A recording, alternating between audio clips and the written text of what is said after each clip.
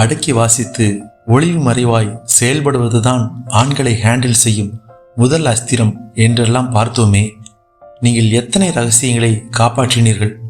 எவ்வளவு ஒளிவு மறைவு சாத்தியப்பட்டது உங்களுக்கு? குறைந்தபட்சம் 35% முடிந்தது என்றால் ஓகேதான், நீங்கள் பாஸ். அடுத்த அஸ்திரத்தை கற்றுக்கொள்ள யூ ஆர் ரெடி. இல்லை என்றால் இன்னும் கொஞ்சம் முயற்சி செய்து பாருங்கள். முயன்றால் முடியாதது எதுவும் இல்லை. உங்கள் ஓட்டை வாயை அடக்கி பாருங்கள். வெற்றிகரமாய் அடக்கிவிட்டீர்கள் என்றால் நீங்களும் அடுத்த அஸ்திரத்தை கற்றுக்கொள்ள ரெடி. அடுத்த அஸ்திரம் என்ன என்று பார்ப்பதற்கு முன்னால் ஆண்கள் எப்படியெல்லாம் இருக்க வேண்டும் என்று பெண்கள் நினைக்கிறார்கள் என்று பார்ப்போம். தொல்காப்பிய காலத்திலிருந்தே பெண்கள் ஆண்களிடம் எதிர்பார்ப்பது 4 குணங்கள்தான். தன்மை, நிறைவு, ஓர்ப்பு, கடைபிடி. அதென்ன தன்மை, நிறைவு, லொட்டு லொசுக்கு? கேள்விப்பட்டதே இல்லையே அப்படிங்கிறீங்களா? அச்சம், மடம், நாணம், பயிர்ப்பு, இதை கேள்விப்பட்டிருக்கீங்களா?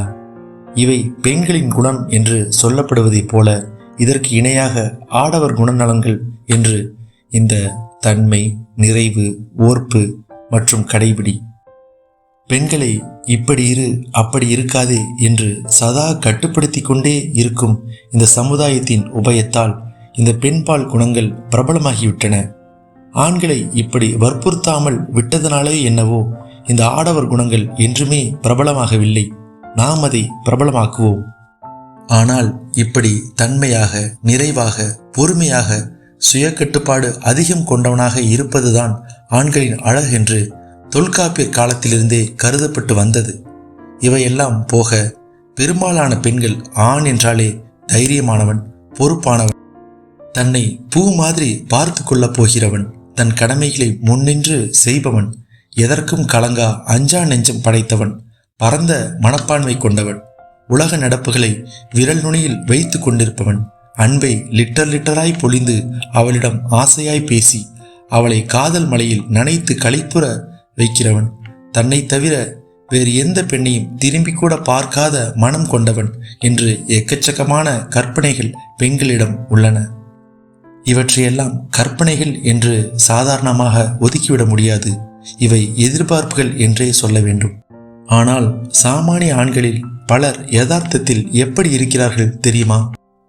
பொறுப்புகளை தட்டி கழிப்பதில் முன்னோடியாய் சிலர், பிரச்சனை என்றதும் இருந்த இடமே தெரியாமல் திடீரென்று மாயமாய் மறைந்து போகும் மகா கோழைகளாய் சிலர், பெண்ணை காப்பாற்றுவது என்றால் என்ன என்று தெரியாமல் ஆபத்து நேரத்தில் கூட அருகில் இருக்கும் பெண்ணை தள்ளிவிட்டு முன் செல்பவர், கடமையா எனக்கா, கிலோ எவ்வளவு என்று கேட்கும் சிலர், துணைவியிடம் அன்பாய் ஒரு வார்த்தை கூட பேசத் தெரியாத சிடுமூஞ்சிகளாய் சிலர், மனைவியை மகிழ்விக்கவே தெரியாத மங்குடிகளாய் சிலர், கணவனிடம் ஆசையாக பேசலாம் என்று இவள் காலையிலிருந்து காத்து கொண்டிருக்க வந்ததும் வராததுமாய் தொலைக்காட்சியே கதி என்று கிடக்கும் சிலர், துணைவியை வெறும் சமையல்காரியாய், துணி துவைக்கும் இயந்திரமாய், பிள்ளை பெறும் இயந்திரமாய் என்ற அளவில் மட்டுமே நடத்திவிட்டு தன் சுகம் மட்டுமே பிரதானம் என்று நினைக்கும் ஜந்துக்கள் சிலர், மனைவியை அசிங்கமாக பேசியும் திட்டியும் அடித்தும் உதைத்தும் தான் எவ்வளவு பெரிய ஆண்மகன் என்று காட்டிக்கொள்ள முயலும் அரைகுறை ஆண்கள் சிலர், இவையெல்லாம் சேர்ந்து மோசமான கலவையாய் சிலர். துரதிர்ஷ்டவசமாய் பல ஆண்கள் இப்படி குறை ஆண்களாகவே இருக்கிறார்கள். ஏன் ஆண்கள் எல்லாம் இப்படி இருந்து தொலைக்கிறார்கள்? பெண்கள் ஆசைப்படுவது போல் ஆசையாய், ஹாசியமாய், பாசமாய், கம்பீரமாய், குறும்பாய், துணிச்சலாய் ஆண்கள் ஏன் அதிகம் பேர் இருப்பதில்லை என்று நீங்கள் எதிர்பார்ப்பது புரிகிறது. இவன் தேரமாட்டான் என்று மீண்டும் மீண்டும் நொந்து போகாதீர்கள். A man is not born, he is made. பிறக்கும்போதே எவனும் பேராண்மை மிக்கவனாய் இருப்பதில்லை. அவனை இப்படி ஓர் ஆண்மகனாய் மாற்றுவதுதான் பெண்களின் மிகப்பெரிய சமூக பணி. தாயாய், தமக்கையாய், மனைவியாய், மகளாய், மருமகளாய், சகாவாய் இருந்து பெண்கள் எல்லோரும் தொடர்ந்து பதப்படுத்தி கொண்டே இருந்தாலொழிய ஆண் உருவாவதே இல்லை. நீங்கள் எந்த பேராண்மை மிக்க மனிதனை வேண்டுமானாலும் உதாரணமாக எடுத்துக்கொள்ளுங்களேன். அவர்கள் எல்லாம் அத்தனை பேராண்மையை பெற காரணமே அவர்களை அப்படி பதப்படுத்திய பெண்களை ஆனால் இந்த பேராண்மை மிக்க ஆண்களிடம் ஒரு பிரச்சனை என்னவென்றால், இந்த மகா உத்தமமான ஆண்கள் பெண்களுக்கு எப்போதுமே பிரயோஜனமாக இருந்ததில்லை.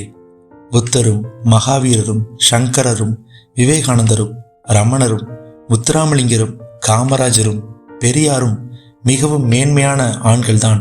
ஆனால் அவர்கள் மேன்மைக்கு காரணமே அவர்கள் பெண்களை விட சமூக மாற்றமே மேல் என்று வேறு இலக்காய் இருந்ததுதான். பெண்களை திரும்பியும் பார்க்காமல் கடமை, கண்ணியம், கட்டுப்பாடு, கொள்கை, லட்சியம் என்று தன் இலக்கிலேயே குறியாய் இருந்ததாலேயே இந்த மாதிரியான ஆண்களின் மேல் பெண்களுக்கு பெரிய ஈர்ப்பிருந்தது. ஆனால் இவ்வளவு வசீகரம் இருந்தும், மிகச்சிறந்த உதாரண புருஷர்களாய் இருந்தும் இவர்களால் பெண்களின் அகவாழ்வுக்கு எந்த பயனும் இல்லை என்பதுதான் உண்மை. இவர்களை தவிர மற்ற ஆண்கள் எல்லோருமே சாமானியர்கள்தான். அதனால்தான் அவர்களுக்கு பெண் ஓர் முக்கியமான ஈர்ப்பு விசை ஆகிறாள். இப்படி சாமானிய ஆண்களுக்கே பெண்ணின் துணை தேவைப்படுகிறது என்பதால் வேறு வழியில்லாமல் இந்த குறை ஆண்களோடு ஒப்பேற்ற வேண்டிய நிலைக்கு தள்ளப்படுகிறாள் பெண்கள் எல்லோருமே. இதுதான் யதார்த்தம் என்பதால் ஆண்களை ஹேண்டில் செய்ய விரும்பும் பெண்கள் கற்றுக்கொள்ள வேண்டிய மிக முக்கியமான இரண்டாம் பாடம் அக்செப்டன்ஸ். நிபந்தனைகள் அற்று ஆண்களை அப்படியே ஏற்றுக்கொள்ளும் ஓர் மனப்பான்மை. எந்த ஆணுமே இங்கு பெர்ஃபெக்ட் இல்லை. நாம் மகாத்மா என்று நினைப்பவனும் கூட மிக கேவலமான வக்கிர எண்ணங்கள் கொண்டவனாக இருக்கலாம்.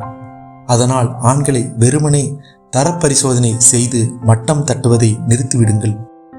இவன் இப்படித்தான், இவனை இப்படியே ஏற்று இவனை என் வழிக்கு கொண்டு வருகிறேன் பார் என்று பெண்கள் ஆண்களை உள்ளது உள்ளபடியே ஏற்றுக்கொள்ள பழகினால்தான் ஆண்களை ஹேண்டில் செய்யும் அடுத்த கட்டத்திற்கு அவர்களால் நகர முடியும்.